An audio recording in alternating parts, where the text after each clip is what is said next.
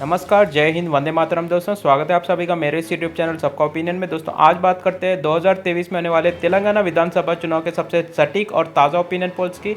दोस्तों हम आपको बताने वाले हैं कि इस बार किस पार्टी की बनेगी सरकार तेलंगाना राज्य में।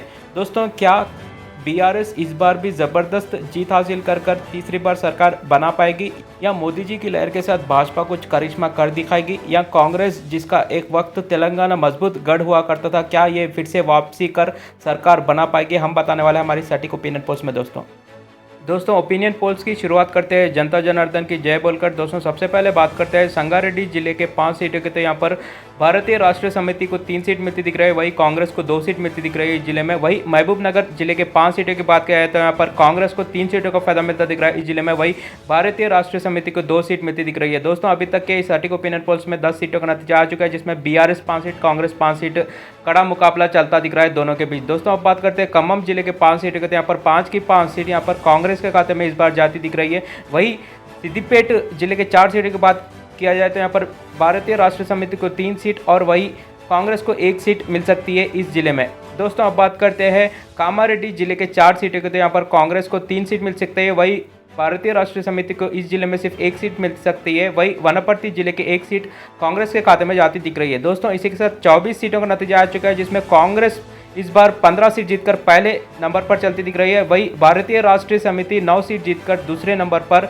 चलती दिख रही है। दोस्तों अब बात करते हैं भद्राद्री जिले के 5 सीटों की। तो यहाँ पर 5 की 5 सीट भद्राद्री कोत्तागुडम जिले के 5 सीट यहाँ पर कांग्रेस के खाते में ही जाती दिख रही है। यहाँ पर कांग्रेस जबरदस्त प्रदर्शन करती दिख रही है इस जिले में। वही हैदराबाद जिले के 15 सीटों की बात किया जाए तो यहाँ पर भारतीय राष्ट्रीय समिति को 4 सीट, बीजेपी को 2 सीट, कांग्रेस को 2 सीट और साथ ही साथ यहाँ पर एआईएमआईएम को यहाँ पर 7 सीट मिलती दिख रही है। दोस्तों इसी के साथ 44 सीटों का नतीजा आ चुका है, जिसमें कांग्रेस 22 सीट जीतकर अभी भी पहले नंबर पर चलती दिख रही है।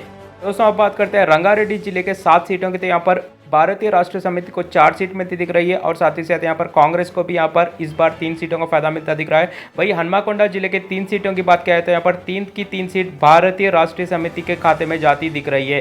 दोस्तों अभी तक के सटीक ओपिनियन पोल्स में 54 सीटों का नतीजा आ चुका है, जिसमें कांग्रेस अभी भी 25 सीटों के साथ पहले नंबर पर चलती दिख रही है। वही भारतीय राष्ट्रीय समिति 20 सीटों के साथ दूसरे नंबर पर चलती दिख रही है। दोस्तों अब बात करते हैं वरंगल रूरल के 2 सीटों के। तो यहाँ पर 2 की 2 सीट बीआरएस के खाते में जाती दिख रही है। वही यदाद्री भुवनगिरी जिले की 2 सीटों की बात किया जाए तो यहाँ पर 2 की 2 सीट भी इस बार बीआरएस के ही खाते में जाती दिख रही है। दोस्तों इसी के साथ 58 सीटों का नतीजा आ चुका है, जिसमें कांग्रेस और बीआरएस के बीच में बहुत ही कांटे की टक्कर यहाँ पर देखने को मिल रही है। बहुत ही कड़ा मुकाबला 2 पार्टियों के बीच में इस चुनाव में देखने को मिल रहा है। दोस्तों आप बात करते हैं जनगांव जिले के 3 सीटों के। तो यहाँ पर बीआरएस को 2 सीट मिलती दिख रही है और यहाँ पर कांग्रेस को भी 1 सीट का फायदा मिलता दिख रहा है। वही मेदक जिले की 2 सीट यहाँ पर भारतीय राष्ट्रीय समिति बीआरएस के खाते में ही जाती दिख रही है। दोस्तों इसी के साथ 63 सीटों का नतीजा आ चुका है। दोस्तों अभी भी कड़ा मुकाबला चल रहा है दोनों पार्टियों के बीच में। यहाँ पर बीआरएस 28 सीट, कांग्रेस को 26 सीट मिलती दिख रही है अभी तक इस नतीजे में। वही बीजेपी की सिर्फ 2 सीट और अन्य को यहाँ पर 7 सीट मिलती दिख रही है।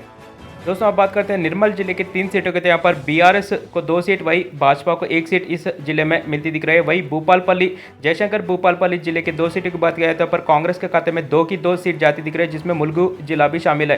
दोस्तों अब बात करते हैं मंचिराल जिले के 3 सीटों के। तो यहाँ पर बीआरएस को 1 सीट, कांग्रेस को 1 सीट। यहाँ पर कम्युनिस्ट पार्टी जो लेफ्ट फ्रंट के तौर पर यहाँ पर इस जिले में बहुत ही एक्टिव रहती है, उस लेफ्ट फ्रंट को यहाँ पर 1 सीट मिलती दिख रही है। वही पेदापल्ली जिले की 3 सीटों में कांग्रेस को 2 सीट और साथ ही साथ यहाँ पर कम्युनिस्ट पार्टियों को यहाँ पर 1 सीट मिलती दिख रही है।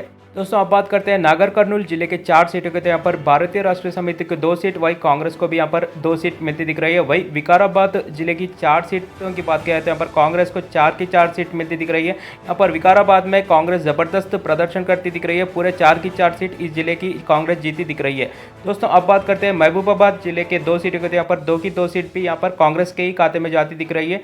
सूर्यापेट जिले के 4 सीटों की बात किया जाए तो यहाँ पर दोस्तों बीआरएस को 2 सीट और कांग्रेस को यहाँ पर 2 सीट मिलती दिख रही है। दोस्तों इसी के साथ 88 सीटों का नतीजा आ चुका है। दोस्तों अभी भी कांग्रेस और बीआरएस के बीच में बहुत ही कड़ा मुकाबला चल रहा है। यहाँ पर कांग्रेस 41 सीट जीतकर आगे चल रही है, वही बीआरएस 35 सीट के साथ दूसरे नंबर पर चलती दिख रही है। दोस्तों अब बात करते हैं निजामाबाद जिले के 5 सीटों के। यहाँ पर बीआरएस को 3 सीट मिलती दिख रही है, वही भाजपा को 1 सीट का फायदा मिलता दिख रहा है जिले में, वही कांग्रेस को यहाँ पर 1 सीट मिलती दिख रही है। दोस्तों बात करते हैं आदिलाबाद जिले के 2 सीटों के। यहाँ पर भी बीजेपी को यहाँ पर 1 सीट मिलती दिख रही है, वही कांग्रेस को यहाँ पर 1 सीट का फायदा मिलता दिख रहा है इस जिले में। दोस्तों आप बात करते हैं करीमनगर जिले के 4 सीटें के, तो यहाँ पर भारतीय राष्ट्रीय समिति BRS को 2 सीट मिलती दिख रही है और साथ ही साथ यहाँ पर इस जिले में भाजपा को भी 2 सीटों का फायदा मिलता दिख रहा है। वहीं जोगलांबा गढ़वाल जिले के 2 सीटों की बात किया जाए तो यहाँ पर BRS को 1 सीट और भाजपा को भी यहाँ पर 1 सीट का फायदा मिलता दिख रहा है इस जिले में। दोस्तों अब बात करते हैं नलगोंडा जिले के 6 सीटों की, तो यहाँ पर कांग्रेस की बेहतरीन प्रदर्शन इस जिले में देखने को मिल रहा है। यहाँ पर कांग्रेस 4 सीट जीती दिख रही है, वही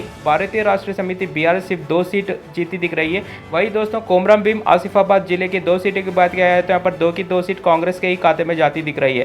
दोस्तों अब बात करते हैं मेडचल मल्काजगिरी जिले के 5 सीटों के, तो यहाँ पर BRS 4 सीट जीती दिख रही है, वही भाजपा को भी इस जिले में 1 सीट मिलती दिख रही है। वही राजाना सिरसिला जिले के 2 सीटों की बात किया जाए तो यहाँ पर भारतीय राष्ट्रीय समिति BRS को 1 सीट, वही भाजपा को भी इस जिले में 1 सीट का फायदा मिलता दिख रहा है। दोस्तों इसी के साथ 116 सीटों का नतीजा आ चुका है। दोस्तों इसके बावजूद यहाँ पर कांग्रेस और BRS के बीच में बहुत ही खड़ा मुकाबला देखने को मिल रहा है। इस चुनाव में कांग्रेस 49 सीटों के साथ पहले नंबर पर चलती दिख रही है और साथ ही साथ यहाँ पर BRS भी 48 सीट जीतकर दूसरे नंबर पर बनी है। बहुत ही करीब है दोनों पार्टियों के बीच में मुकाबला यहाँ पर। दोस्तों आप बात करते हैं जगित्याल जिले के 3 सीटों के, तो यहाँ पर भारतीय राष्ट्रीय समिति BRS को 2 सीट और कांग्रेस को 1 सीट मिलती दिख रही है। दोस्तों इसी के साथ 119 सीटों का नतीजा आ चुका है हमारे इस ओपिनियन पोल्स में, जिसमें कांग्रेस को 50 सीट, BRS को 50 सीट, भाजपा को 10 सीट और अन्य को यहाँ पर 9 सीटें मिलती दिख रही है। दोस्तों यहाँ पर किसी भी पार्टी को यहाँ पर बहुमत का आंकड़ा पार करते नहीं दिख रहा है इस चुनाव में।